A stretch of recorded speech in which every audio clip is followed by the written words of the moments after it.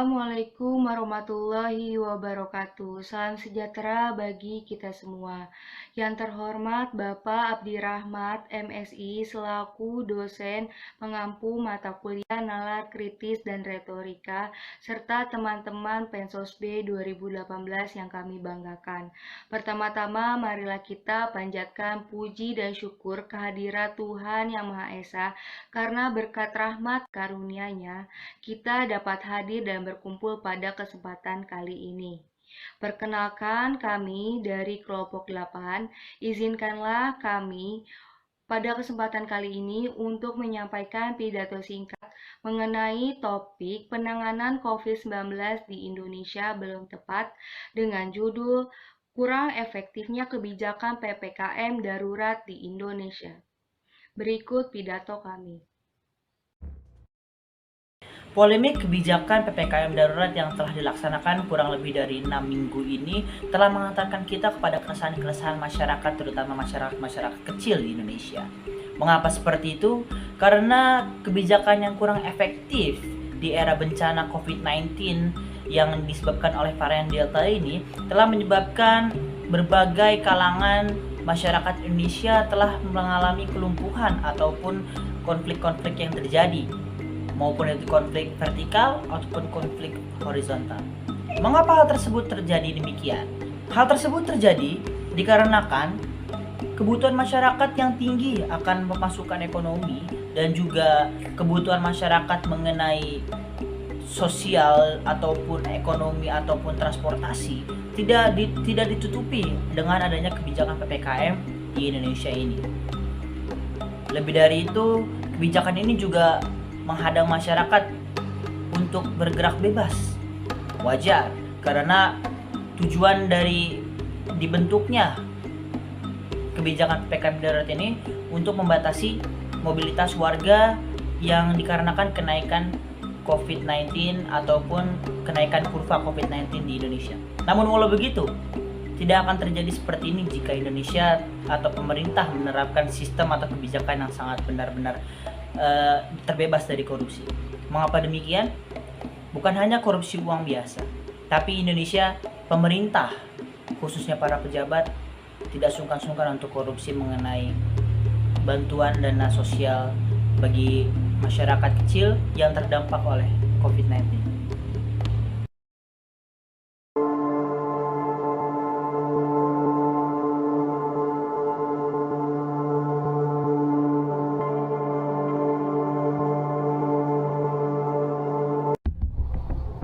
Selanjutnya, perkembangan perekonomian di Indonesia mengalami penurunan yang drastis selama pandemi COVID-19. Kegiatan ekonomi banyak yang terhenti. Tidak dapat dipungkiri, hal ini juga terjadi karena kebijakan-kebijakan yang dilakukan oleh pemerintah Indonesia untuk meminimalisir atau menekan angka virus corona atau COVID-19. Hal tersebut dapat dibuktikan dengan kejadian-kejadian yang sudah terjadi selama 1,5 tahun terakhir di Indonesia, khususnya bagi masyarakat Indonesia itu sendiri. Pertama, meningkatnya angka pengangguran akibat banyaknya karyawan atau pekerja yang terkena PHK atau pemutusan hubungan kerja dan kehilangan mata pencaharian utamanya.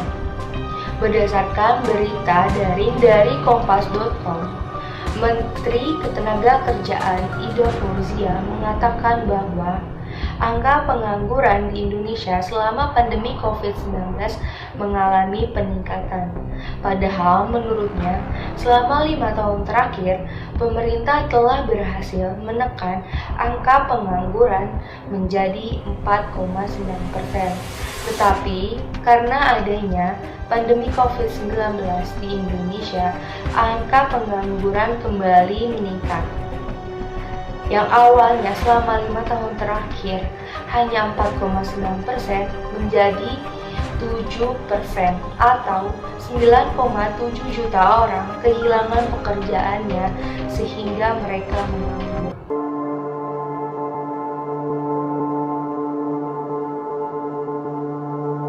Seiring pemberlakuan kebijakan PPKM darurat selama 2 minggu, belasan ribu karyawan mal dan pertokoan di Bandung, Jawa Barat dirumahkan dan dikenakan pemutusan hubungan kerja atau PHK. 22 pusat perbelanjaan di Bandung terpaksa mengambil kebijakan ini karena menderita kerugian akibat penutupan mal selama masa PPKM darurat. Kedua, menurunnya omset bagi para pelaku usaha. Berbagai kebijakan telah dilakukan pemerintah untuk menangani angka virus corona atau COVID-19 di Indonesia. Tetapi nyatanya kebijakan-kebijakannya telah dilakukan pemerintah untuk menangani angka virus corona atau COVID-19 di Indonesia masih banyak menuai pro dan kontra di kalangan masyarakat. Salah satu yang terdampak dari adanya kebijakan-kebijakan yang telah dilakukan pemerintah adalah para pelaku usaha, baik para pelaku usaha kecil maupun para pelaku usaha besar, mulai dari bidang kuliner, transportasi, jasa, wisata, dan lain sebagainya mengalami penurunan omset yang cukup signifikan. Misalnya dari para pelaku usaha di bidang kuliner karena adanya larangan makan di tempat atau dine-in membuat pembeli dari usaha kuliner mereka berkurang.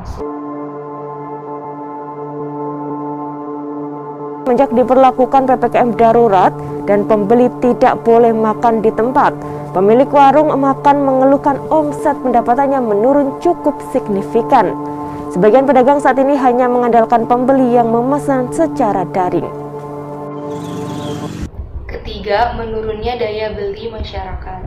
Pandemi COVID-19 dengan segala kebijakan yang telah dilakukan oleh pemerintah di Indonesia turut menekan daya beli masyarakat atau menyebabkan daya beli masyarakat menurun. Penurunan terjadi terutama pada konsumsi rumah tangga. Hal itu tercermin dari data Badan Pusat Statistik atau BPS yang menunjukkan bahwa tingkat konsumsi rumah tangga mengalami kontraksi sebesar 2,63%. Kemudian, berdasarkan berita daring atau artikel dari kompas.com, Kepala Badan Pusat Statistik atau BPS bernama Suharyanto menjelaskan bahwa kontraksi konsumsi rumah tangga disebabkan karena beberapa faktor, mulai dari penjualan eceran yang juga menurun cukup mendalam hingga menurunnya impor barang konsumsi. Padahal perlu diketahui bahwa daya beli masyarakat atau konsumsi rumah tangga merupakan penopang 60% dari perekonomian Indonesia.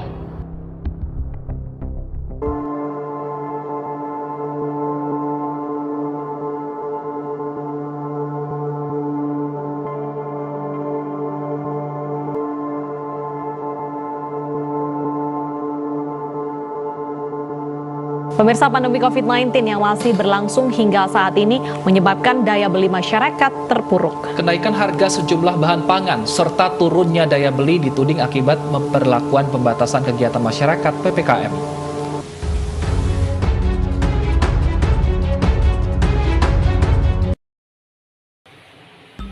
Ketidakefektifannya kebijakan PPKM darurat di Indonesia membuat sektor transportasi di Indonesia itu menjadi terganggu dan terhambat. Akibatnya, para masyarakat mengalami yang namanya ketidakmampuan mereka untuk mencapai tujuan agar bisa memenuhi hasrat ataupun sandang pangan dan papan mereka. Mengapa hal tersebut terjadi demikian? Yang pertama adalah mengenai kebijakan pembatasan penumpangan transportasi umum yang tak stabil. Mengapa tidak stabil? Karena pada satu tajuk berita BBC.com, PPKM darurat itu diharapkan berjalan seperti PSBB total, dikarenakan kematian harian yang menaik atau meningkat, yang presentasinya itu hampir melebihi 300%. Berita ini diambil pada 1 Juli 2021 dan mungkin presentasi tersebut bisa berubah, bisa naik ataupun turun. Namun, pada tahap ini, kebijakan pembatasan penumpang transportasi umum di Jakarta seperti kereta-kereta dan Transjakarta dan sebagainya mengalami kebijakan yang tak stabil. Kenapa? Karena penumpang terkadang diminta untuk memberikan surat keterangan bahwasanya mereka bebas COVID seperti PCR atau antigen atau bahkan surat sudah pernah divaksin. Namun dalam satu sisi mereka tak diminta. Hal ini pun menjadikan masyarakat bingung mengenai kebijakan pemerintah mengenai transportasi. Khususnya apabila mereka di satu hari pertama mereka tidak dipinta dan di hari selanjutnya mereka dipinta surat tersebut.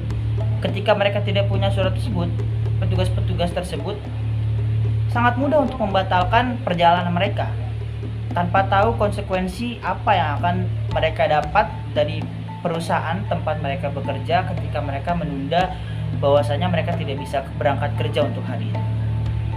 Kemudian, yang kedua mengenai aturan perjalanan PPKM darurat yang tidak masuk akal. Kenapa tidak masuk akal? Bagi sebagian pengusaha transportasi seperti bus atau taksi-taksi online, kebijakan PPKM terasa sangat membebani mereka karena pengetatan jalanan dan prosedur mengenai keberangkatan masyarakat itu sangat rumit. Mereka berpikir demikian dikarenakan kebijakan PPKM darurat dianggap tidak meninjau dari segi transportasi umum atau swasta. Mereka menganggap diri mereka ditinggal atau dibiarkan, sedangkan mereka jika tidak bekerja atau tidak melakukan usaha tersebut tidak bisa memenuhi kebutuhan sandang, pangan, dan papan mereka masing-masing. Hal ini pun terjadi bukan hanya di sektor ekonomi saja, tapi juga terjadi pada mereka yang membuka bisnis-bisnis transportasi umum seperti bus dan taksi-taksi. Kemudian selanjutnya adalah mengenai mobilitas masyarakat yang tetap tinggi. Ketidakefektifan kebijakan PPKM darurat ini menyebabkan yang namanya kebingungan di masyarakat bahwasanya ketika diadakannya kebijakan PPKM ini, mobilitas masyarakat itu tetap tinggi. Meski mobilitas masyarakat dibatasi pada masa PPKM darurat, kabar baiknya adalah kinerja angkutan logistik tercatat mengalami peningkatan, betul peningkatan. Namun semenjak diberlakukannya PPKM darurat, terjadi kenaikan angka mobilitas dari kendaraan logistik secara signifikan yang membuat asumsi bahwasannya mobilitas masyarakat di era PPKM darurat ini tetap tinggi dan tak efektif. Dikarenakan tingginya kebutuhan masyarakat di tengah kebijakan PPKM darurat ini, kebijakan ini dianggap menjadi hambatan para masyarakat untuk menggapai kebutuhan tersebut. Maka dari itu, masih banyak jumlah masyarakat yang nekat dan tetap membulatkan tekad untuk berpindah tempat menggunakan transportasi umum ataupun berkendara menggunakan kendaraan mereka pribadi.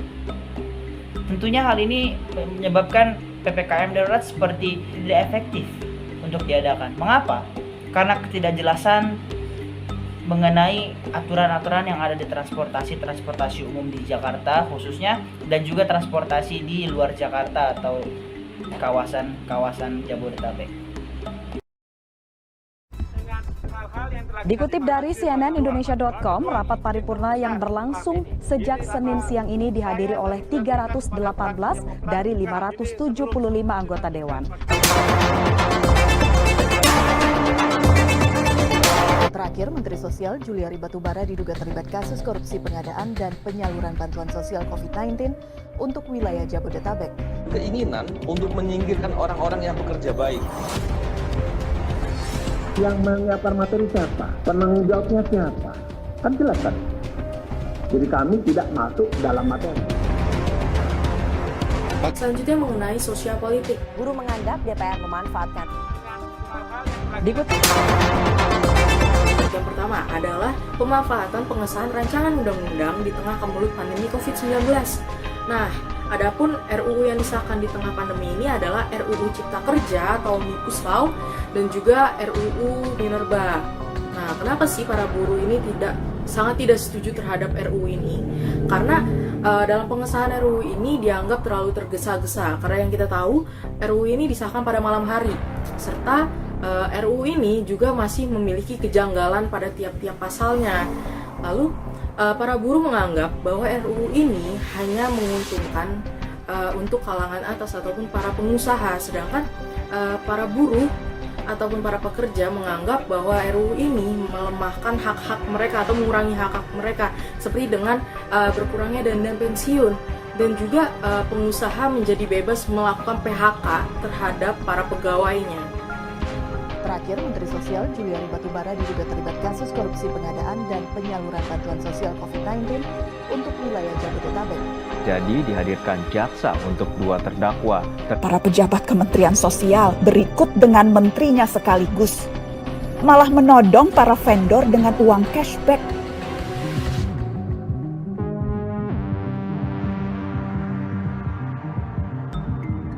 Yang kedua, terjadinya korupsi terkait dana bantuan sosial. Nah, korupsi ini dilakukan oleh mantan Menteri Sosial yang bernama Juliari Batubara.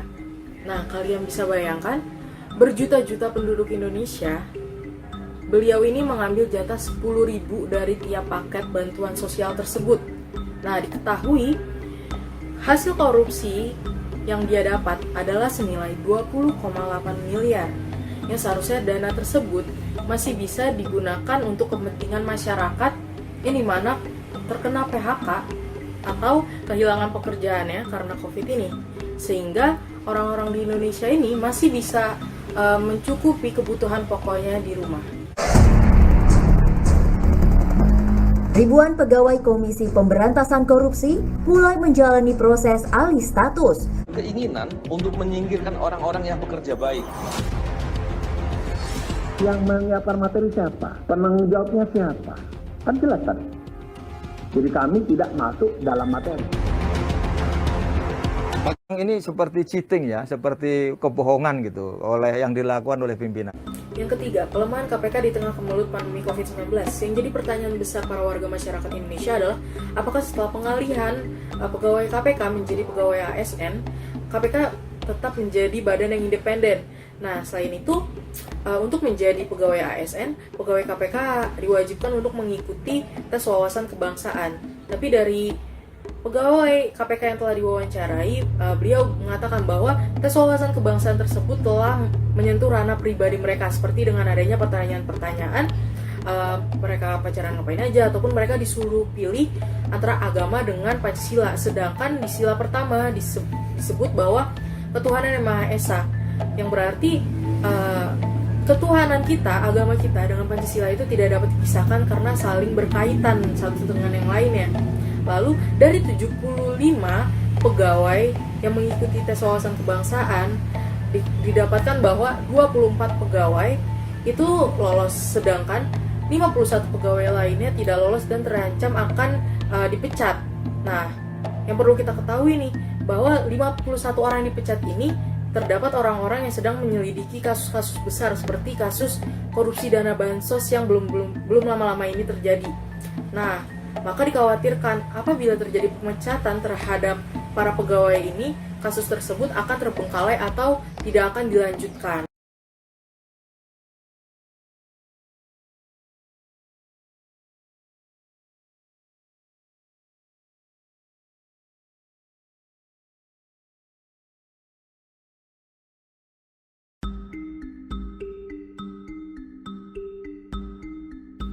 Selain itu juga ada kurangnya rasa kemanusiaan terhadap sesama, di mana tingkat kesembuhan pasien COVID-19 di Indonesia memang tinggi, tetapi hal ini tidak serta-merta menjadi kabar baik. Angka kematian pun masih di atas rata-rata yang membuat negara kita semakin disoroti oleh WHO dan juga negara lainnya. Salah satu dampak sosial lain yang terjadi di masyarakat kita adalah dikucilkan. Hal ini salah satunya yang harus dilakukan adalah edukasi kepada masyarakat. Namun yang tak kalah mengkhawatirkannya yaitu adalah sikap dari sebagian warga terhadap COVID-19 dan pasien ataupun mantan penyintasnya. Ada yang menganggap penyakit ini adalah aib, tenaga kesehatan hingga mantan penyintasnya yang berhasil sembuh terasa seperti dikucilkan. Tentu saja hal ini hal yang sangat memprihatinkan, di mana semestinya kita saling bahu-membahu di tengah beban pandemi ini. Ada beberapa faktor juga yang mempengaruhi penyintas hingga tenaga kesehatan dikucilkan di masyarakat. Di antaranya yaitu komunikasi publik dari pemangku daerah maupun pimpinan pusat yang kurang efektif pada masyarakat. Selain itu juga stigma yang ada di masyarakat muncul pada mantan pasien COVID, yaitu yang pertama itu anggapan sembuh tanpa diswab, yang masih menularkan perlu dikucilkan. Yang kedua itu orang yang sembuh tapi hasil swabnya masih positif. Yang ketiga orang yang sembuh tapi masih menunjukkan gejala. Selain menjadi pekerjaan rumah di dalam dunia kesehatan, COVID-19 juga menyisakan cukup banyak permasalahan sosial di masyarakat. Salah satunya yaitu pengucilan terhadap penyintas, nakes, dan juga keluarga mereka. Dibutuhkan dukungan dan tindakan tegas dari aparatur pemerintah setempat bersama Satgas COVID-19 untuk menangani hal ini. Karena dampaknya bukan hanya pada kesehatan pasien, tetapi juga pada seluruh elemen masyarakat di wilayah tersebut. Selain itu, juga berpengaruh pada percepatan penanganan COVID-19 karena tidak ada yang bisa memulihkan hal tersebut dengan baik selain kesadaran kita untuk menjaga kesehatan jasmani maupun hubungan sosial.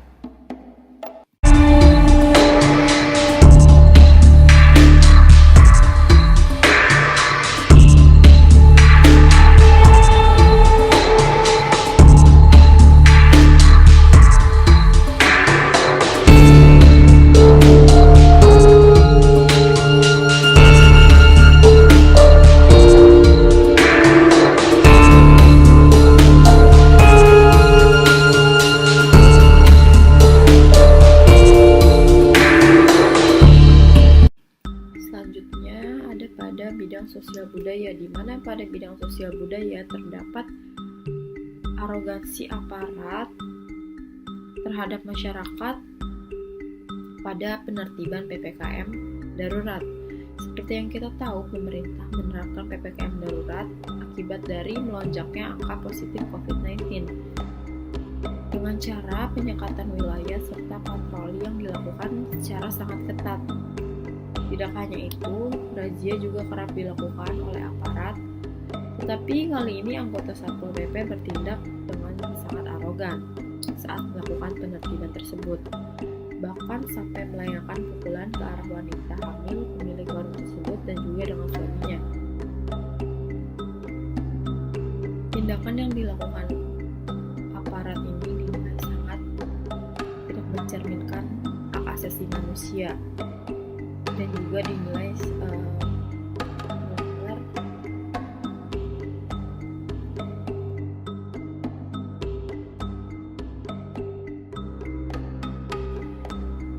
rasa tidak percaya ini bukan hanya tidak percaya pada keberadaan wabah COVID-19 itu sendiri, tetapi juga ada beberapa alasan dan jenis ketidakpercayaan terhadap pandemi COVID-19 ini. Sebagian dari mereka mengabaikan protokol kesehatan, mempercayai keberadaan COVID-19 tetapi tidak menganggap penyakit tersebut sebagai penyakit yang serius, dan juga sebagian yang lain merasa kebal dan tidak mungkin tertular penyakit COVID-19 tersebut. Nah, alasan lain timbulnya ketidakpercayaan terhadap wabah ini adalah karena mereka meragukan data dari kasus tersebut.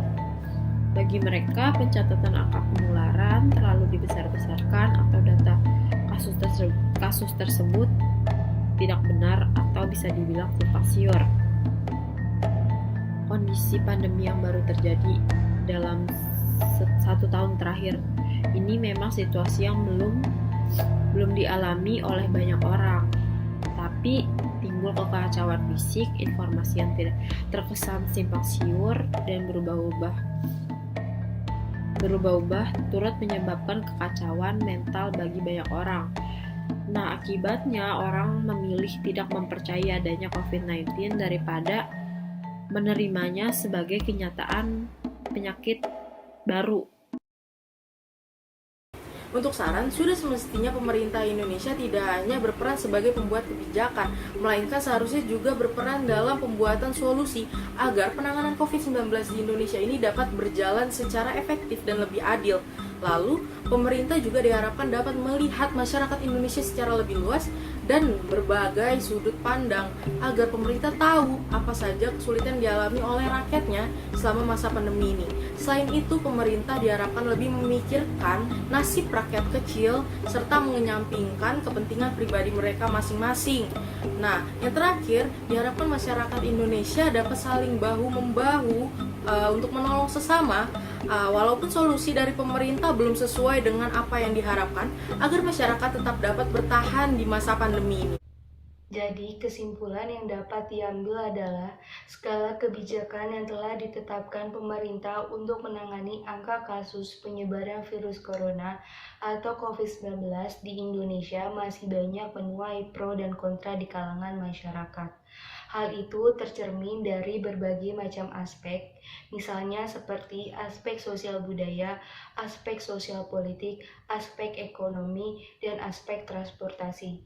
Mulai dari berkurangnya rasa kemanusiaan, adanya oknum yang memanfaatkan kondisi pandemi ini untuk kepentingan pribadi, perkembangan perekonomian yang tidak stabil, semakin terbatasnya mobilitas masyarakat, dan masih banyak hal lainnya. Sehingga dapat dikatakan bahwa penanganan angka kasus penyebaran virus corona atau COVID-19 di Indonesia masih belum efektif. Oleh karena itu, pemerintah dan seluruh kalangan masyarakat harus membangun kerjasama dengan baik agar terciptanya keamanan dan kenyamanan bersama. Sekian pidato yang dapat kami sampaikan. Kurang lebihnya mohon maaf. Wassalamualaikum warahmatullahi wabarakatuh.